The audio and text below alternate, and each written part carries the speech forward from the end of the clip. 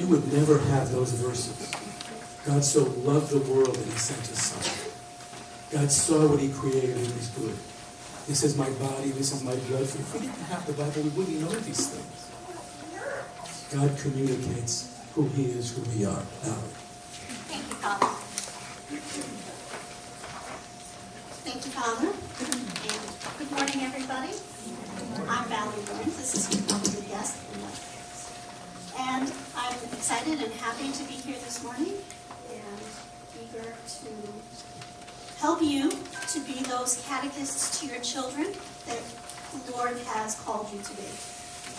So to begin with, let me just give you some practical advice, or tell you where I'm coming from with my practical advice. I am trained as a school teacher. I taught for 9 years before I decided to be a full-time stay-at-home mother, and never went back. I thought I was going to, but I came into the church instead as a volunteer. I've been a catechist for 9 years, and now this is my first year as Director of Faith Formation, so bear with me if I make mistakes. But we're trying. So the first thing I just wanted to do was go over a few housekeeping things with everyone. I'm hoping that you all have seen this. It is our calendar for the year. I have only been delivering it electronically, so that's why I just wanted to make sure that everybody has seen it. You can download it from our website if you don't have a copy of it. And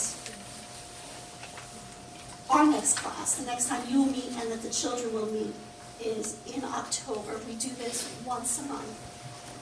And the next one is, let me check my notes here, October 21st. So in the meantime now, between today and October 21st, you have in the packets that you've been given some lessons to do with your children. And again, some practical advice about doing those lessons.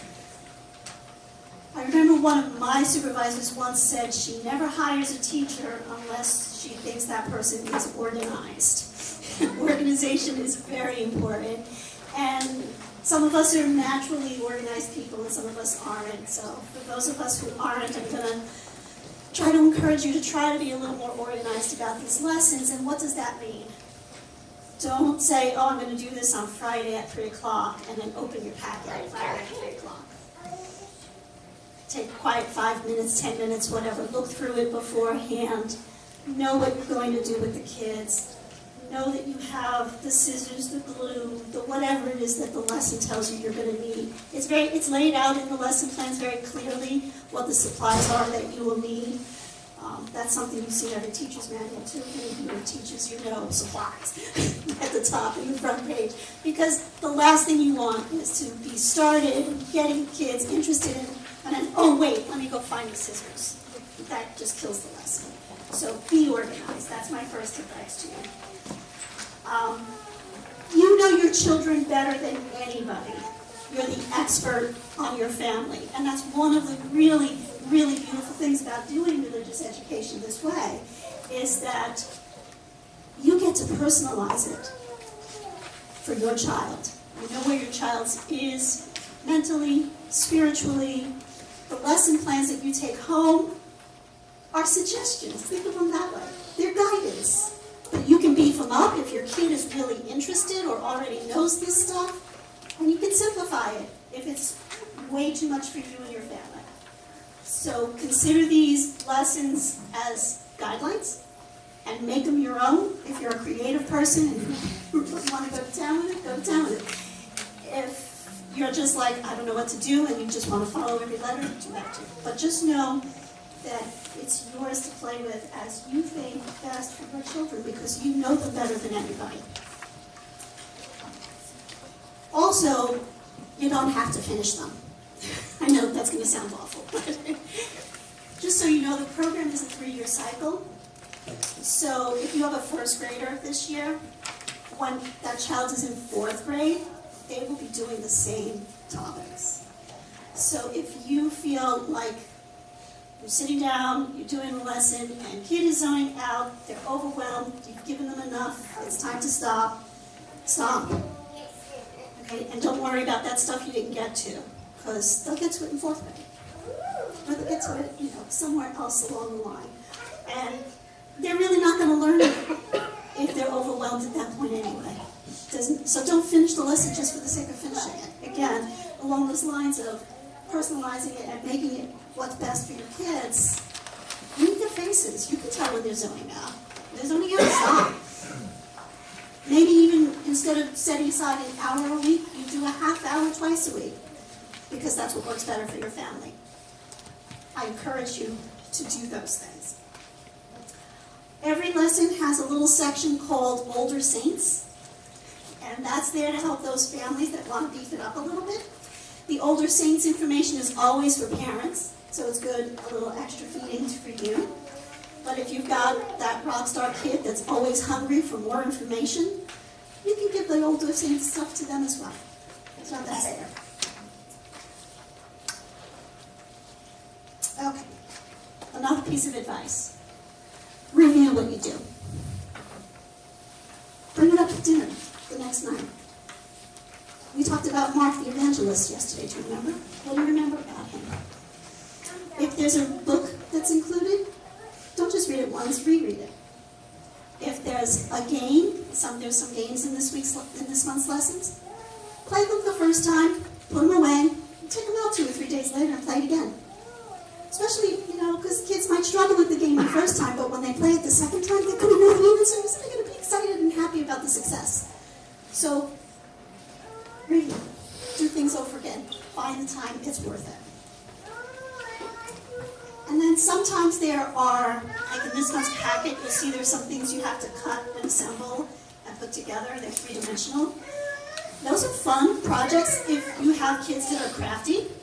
If you have kids that hate crafts, I suggest you put it together for them. But I also suggest you find a place in your house to leave them on display.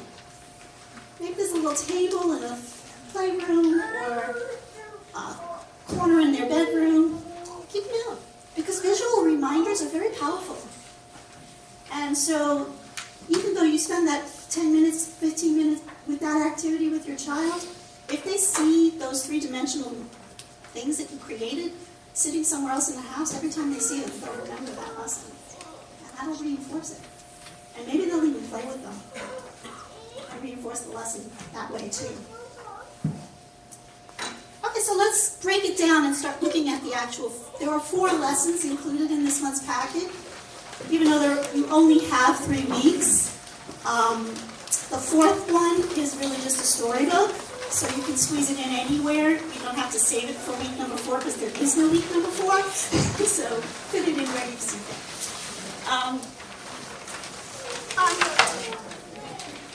Open up the packet, and you'll see it didn't fit inside the envelopes, but this is where you have some things that you're going to cutting and pasting.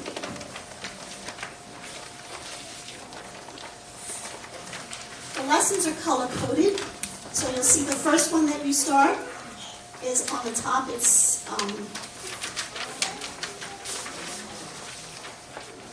the green one, okay? And this is, you'll see that it says memorize. I'm going to tell you right now that some kids are good at memorizing, some are not. Some consider it like torture.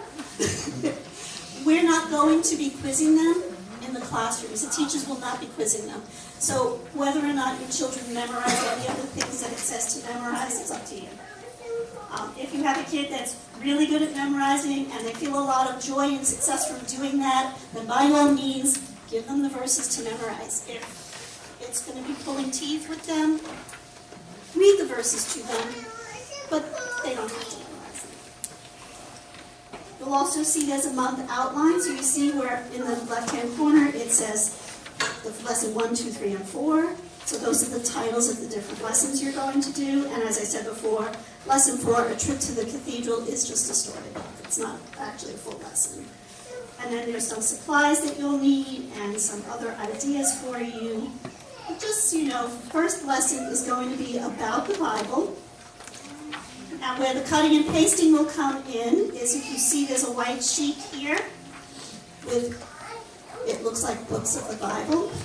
this is something that if you have a child so inclined, I know some kids hate to color, but some love it, they can color these in while you're reading to them the material that you're supposed to be teaching them. So you can color this in, cut it out.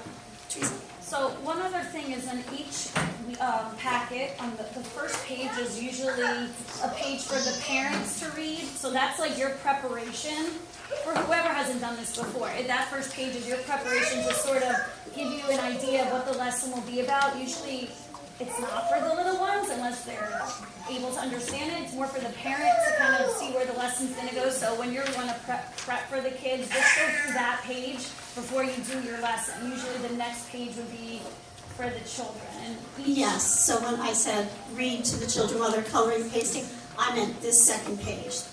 The Bible, our Book of Faith. Thank you, Teresa. I asked her to interrupt me because she's done this before and I haven't. So, thank you.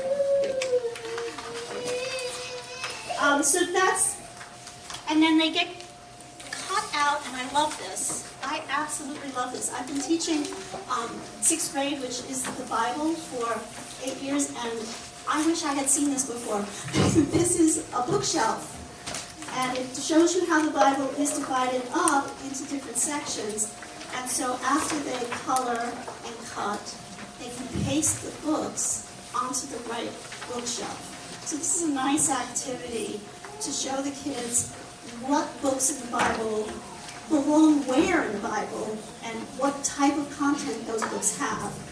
So you see that there's law and history, there's gospels and history, there's wisdom and prophets, and if you don't know what those things are, you will, because it's all explained in the lesson plan. Then the pink lesson is what you'll do in week number 2, and that lesson focuses on the 4 evangelists. And there's a game that goes with that lesson, and you'll see that the game has 3 different levels of cards for you. Here, it's in that section.